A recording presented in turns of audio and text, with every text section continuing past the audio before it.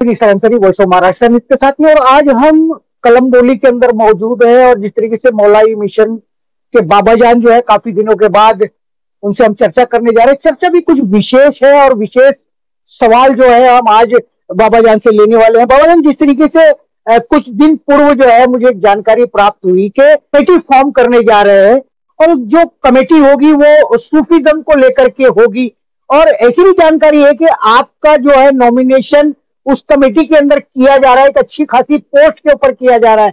तो क्या इसको ऐसा माना जाए कि आपने कहीं ना कहीं बीजेपी को ज्वाइन करने का इरादा कर लिया है? पहली बात तो आपका बहुत बहुत खैर मकदम, बड़े दिनों बाद आपसे मुलाकात हो रही है। दूसरी बात यह है कि सूफी कभी कोई पार्टी में नहीं होता और हर पार्टी के लोग मिलते रहते हैं, सबसे मुलाकात होती रहती, बातचीत होती रहती, फिर चाहे वो बीजेपी हो, कांग्रेस हो, शिवसेना हो, राष्ट्रवादी हो या कोई भी पार्टी हो, हम तो सबसे मिलते मिलाते रहते हैं। और रह गई कि जहां सूफी संतों की हक की आवाज उठाना पड़े तो मैं तो बिना पार्टी के भी उठा ही रहा हूं और जिंदगी भर उठाता रहूंगा।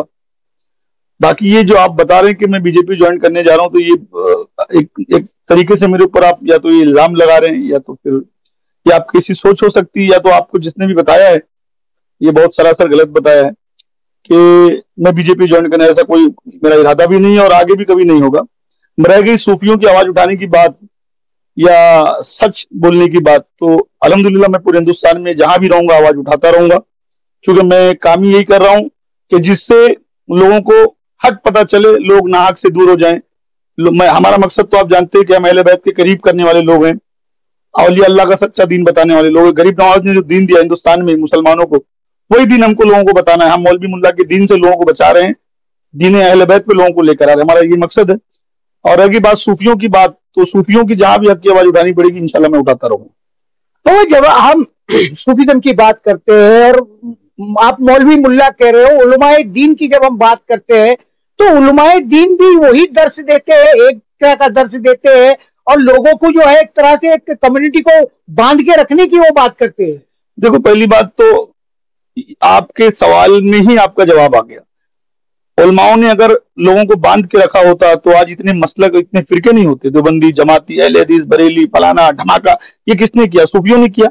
किसी औलिया अल्लाह ने कभी कोई फिरका बनाया? सारे मौलवियों के बनाए हुए हैं। तो मौलवी बांध के नहीं रख रहा है, मौलवी बांट के रख रहा है। हम यही चाह रहे हैं कि हम बांध के रखें। कोई भी औलिया अल्लाह का कोई भी फिरका नहीं, कोई मसलक नहीं, सबके सब हुसैनी है, सबके सब अल्लाह वाले जो है ना अल्लाह के हैं, उसके रसूल के हैं, अहले बैत के हैं, उनमें कोई फिरका नहीं होता। हम यही बताना चाह रहे, फिरकों से, मसलकों से बाहर निकलो। ना कब्र में काम आएगा, ना महशर में काम आएगा, ना दुनिया में काम आएगा। अगर काम आएगी तो अल्लाह उसके रसूल की मोहब्बत, उनकी औलादों की मोहब्बत, जिनकी मोहब्बत में हमको जमा होना है।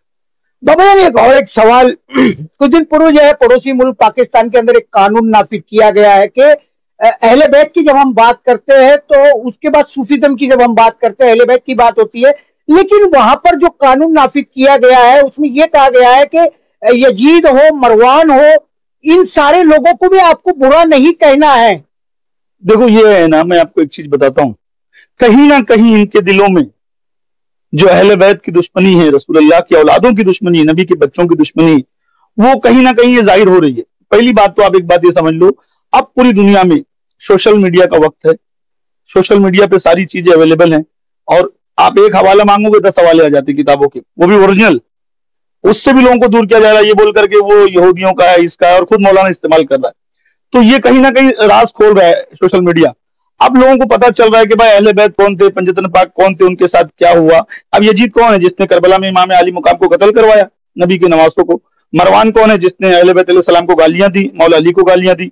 अब अगर उनके लिए भी कुछ ना कहा जाए, उनकी मोहब्बत तुम्हारे सीनों में है, तो इसका मतलब कि तुम अगर करबला में होते तो आका हुसैन के खिलाफ होते, यजीद के साथ होते, मरवान के साथ होते, मौला अली के खिलाफ होते। तो यही वही लोग हैं जिनका मकसद है कि लोगों को अहले बैत के दीन से दूर किया जाए, क्योंकि अब पूरी दुनिया में हर बच्चा अली अली हुसैन हुसैन कर रहा है, इनको ये बर्दाश्त नहीं हो रहा है, इसलिए ये कानून लेकर आ रहे हैं। जिस तरीके से हम बात कर रहे हैं वो कानून जो है वो पड़ोसी मुल्क में तो हुआ है, लेकिन पूरी दुनिया के मुसलमानों ने, उलमाए दीन ने उस कानून को माना नहीं है। लेकिन कहीं ना कहीं भारत के अंदर भी एक प्रयास ऐसा किया जा रहा है कि इस तरह का कानून जो है, कट्टरतावाद जिसको कहते हैं, उस कट्टरतावाद को जो है कहीं ना कहीं डेमोलिश करने के लिए इस तरह के कानून यहाँ भी लाने के प्रयास किए जा रहे हैं। देखो, ऐसी मैं तो चाहता हूँ कि ऐसा कानून बने, हिंदुस्तान में ऐसे कानून बने जो कट्टरवाद को खत्म कर दे, कट्टरता को खत्म कर दे, मोहब्बत और सारे उन लोगों को आम करे। जैसे मिसाल के तौर पे पड़ोसी मुल्क का कानून देखो, यजीद को भी बुरा ना कहो, मरवान को भी बुरा ना कहो, दुश्मन अहले बैत को बुरा ना कहो, सहाबा की आड़ में ये लोग उनको भी बचाना चाह रहे।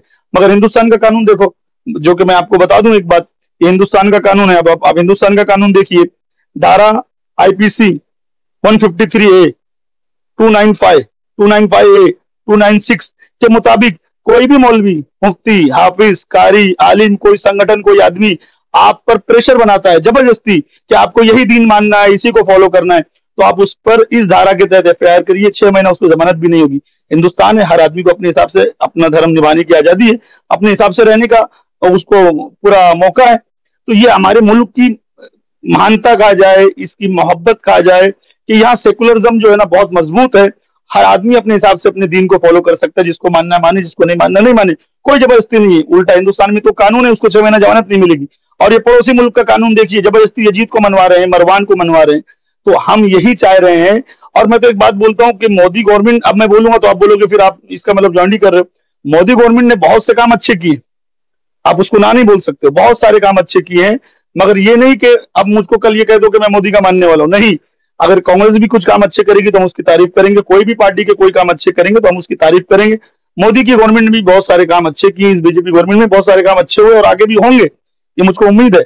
मगर एक बात याद रखना कि जहां पर सूफीज्म की बात आएगी, सूफी संतों की बात आएगी, आपको जरूर वहां मैं मिलूंगा और हक की बात करते हुए, सच का साथ देते हुए मैं हमेशा आपको दिखते रहूंगा, हर जगह दिखते रहूंगा। बाबा जान, आप जिस तरीके से तारीफ कर रहे हैं, मोदी गवर्नमेंट जो भी अच्छा काम करे तारीफ उसकी होनी चाहिए, लेकिन अभी 4 दिन से एक मुद्दा भारत के अंदर चल रहा है। इंडिया जब से जो विपक्ष ने अलायंस बनाया है, उसका नाम इंडिया दिया गया है, तो अब जो है 4 दिन से जो है सरकार वो कह रही कि नहीं भारत ही कहना पड़ेगा या भारत ही ठीक है, जो सांस्कृतिक वर्ड है वो भारत है, भारत को ज्यादा चलाना पड़ेगा। इस पे आप क्या कहेंगे? देखो, मैं संविधान जिसने लिखा, बाबा भीमराव अम्बेडकर साहब, मैं अगर उनसे उनकी किताब में चेक किया जाए तो आपको लफ्ज भारत ही मिलेगा, इंडिया नहीं मिलेगा। उन्होंने भी भारत को ही भारत कहा है। और दूसरी बात यह है कि अब मैं ये बोलूंगा तो आप बोलोगे कि फिर वही बात हो रही है। भारत लफ्ज जो है वो इंडियन लफ्ज है, हिंदुस्तानी वर्ड है। अब इंडिया लफ्ज अंग्रेजों ने दिया है उनके हिसाब से, जो अभी चर्चा जिस चीज पे चल रही है। अगर भारत कहते तो उसमें बुराई क्या है? भले से पूरे हिंदुस्तान को, पूरी दुनिया में, अल्लामा इकबाल ने कहा सारे जहां से अच्छा हिंदुस्तान हमारा, तो अब मैं एक नई आवाज रख दूं कि भाई ना इंडिया को, ना भारत को, हिंदुस्तान को। अल्लामा इकबाल ने कहा सारे जहां से अच्छा हिंदुस्तान हमारा, तो अब मैं भी बोलता हूँ ना हिंदुस्तान को। उसमें एक सवाल मैंने इसलिए पूछा था कि बड़ी डिबेट चल रही है इंडिया और भारत को लेकर के। अब जिस तरीके से पिछले दिनों राहुल गांधी जी ने भारत जोड़ो यात्रा निकाली और मोदी जी ने जितने भी आज तक अच्छे कार्य किए हैं, चाहे वो स्टार्टअप इंडिया हो या बहुत सारे ऐसे, हर वर्ड में इंडिया का इस्तेमाल किया गया है, लेकिन आज जो है सरकार को जो है उस इंडिया शब्द से ही एलर्जी हो गई है। नहीं तो मैं अपनी तरफ से, सूफियों की तरफ से, संतों की तरफ से कहता हूँ कि हिंदुस्तान को, सारे जहां से अच्छा हिंदुस्तान हमारा, ना भारत कहो ना इंडिया कहो, हिंदुस्तान को। अगर कोई भारत कह रहा है तो भी ठीक है, अगर कोई इंडिया कह रहा है तो भी ठीक है, और हम जैसे लोग हिंदुस्तान कह रहे हैं तो भी ठीक है। क्योंकि ये चर्चा जो है राजनीतिक चर्चा है, इसमें मैं पढ़ना नहीं चाहता हूँ और इन सब चीजों से मुझको कोई लेना देना नहीं। जिस तरीके से बाबा जान ने भारत इंडिया को लेकर के, वर्ड को लेकर के, शब्द को लेकर के एक अलग सी बात कही कि चाहे भारत कहो इंडिया कहो, लेकिन सारे जहां से अच्छा हिंदुस्तान हमारा। अगर ऐसा है तो इंडिया भी छोड़िए, भारत भी छोड़िए और हिंदुस्तान ही कहना शुरू करिए, ये इनकी राय है, लेकिन लोग मानेंगे नहीं। बहुजन, मैं आपसे ये जानना चाह रहा हूँ, मौलाई मिशन तो काफी चर्चा में भारत के अंदर है ही है, लेकिन अब जो लेटेस्ट अपडेट चल रही है तो वो क्या है और किस हद तक वो पहुंच रही है लोगों तक? देखो, पहली बात तो अल्हम्दुलिल्लाह हम बहुत जल्द पूरे हिंदुस्तान में बम्बई से शुरुआत करने जा रहे हैं। हम सूफियों का मदरसा बनाने जा रहे हैं, जिस मदरसे में दुनियाई तालीम भी होगी और दीनी तालीम भी होगी, कि हमारे निकले हुए हाफिज आलिम मुफ्ती को कहीं दर दर भटकना ना पड़े। वो हाफिज भी होगा तो इंजीनियर होगा, मुफ्ती आलिम भी होगा तो डॉक्टर होगा, और वो फकर से मस्जिद के भी काम संभालेगा, अपना खुद का भी काम करेगा, उसको किसी के पगार की जरूरत नहीं होगी, और वो दीन हुसैन बताएगा। इंशाल्लाह हमारी तैयारी है एक मदरसे की, और इंशाल्लाह बहुत जल्दी हम बम्बई के करीब मदरसा बनाने वाले हैं। दूसरी चीज कि मैं इस पूरे फर्म को देख रहा हूँ, बहुत जल्दी बहुत ऊंचे लेवल की एक मीटिंग रख के हम अपने काम को जमीनी सतह से पूरा करते हुए आ रहे हैं। अब इंशाल्लाह हम लोगों तक ये पूरे पैगाम को पहुंचाएंगे, और पहुंच भी रहा है, पूरी हिंदुस्तान को पता चल गया। आप तो जानते हो कि एक मौलाई मिशन है जो दीन हुसैन की बात करता है, तो ये बेनिफिट हमको बहुत जल्दी इसका अल्लाह ने चाहा जो मिलेगा हम वो लोगों तक पहुंचाएंगे। हमारा मकसद अब सिर्फ यही है कि हम बम्बई में अनकरीब बहुत बड़ा मदरसा बनाने जा रहे हैं जो सुन्नियत का एक बहुत बड़ा मतलब कि गरीब नवाज सरकार के मिशन को लेकर चलेगा। और हमारा सुन्नियत का मरकज अगर अजमेर शरीफ है तो उसका एक छोटी सी बुनियाद होगी जो दीन औलिया अल्लाह बताएगी, दीन हुसैन बताएगी। चलिए, जिस तरीके से बाबा जान ने बहुत सारे हॉट क्वेश्चन के ऊपर एक सही तरीके का उत्तर दिया, और जो मिशन है मौलाई मिशन, कहीं ना कहीं मौला अली को मानने वाले लोग हैं, सारे लोगों को मानने वाले, हुजूर अकरम सल्लल्लाहु अलैहि वसल्लम सुन्नियत को मानने वाले लोग हैं, और कहीं ना कहीं जो इनकी जो सोच है वो थोड़ी सी डिफरेंट जरूर है, लेकिन कहीं ना कहीं जो मदरसे की बात उन्होंने की है, और भारत के प्रधानमंत्री नरेंद्र मोदी जी का जो एक सपना है कि मुसलमानों के एक हाथ में कुरान होना चाहिए और दूसरे हाथ में कंप्यूटर होना चाहिए, जो आज की जिंदगी की जरूरत है, टेक्नोलॉजी है, और ये कहीं ना कहीं उसी मिशन की तरफ जो है मदरसे की तालीम को बढ़ाना चाहते हैं। ये तालीम कैसे बढ़ेगी, कैसे समाज तक पहुंचेगी, लोग जो है उसका कितना समर्थन करते रहेंगे, आने वाले दिनों में हम उस पर भी चर्चा करते रहेंगे। बाबा जान, आपने आज बहुत सारे प्रश्नों को लेकर के वॉइस ऑफ महाराष्ट्र फिर एक बार चर्चा की, उसके लिए थैंक्स और धन्यवाद।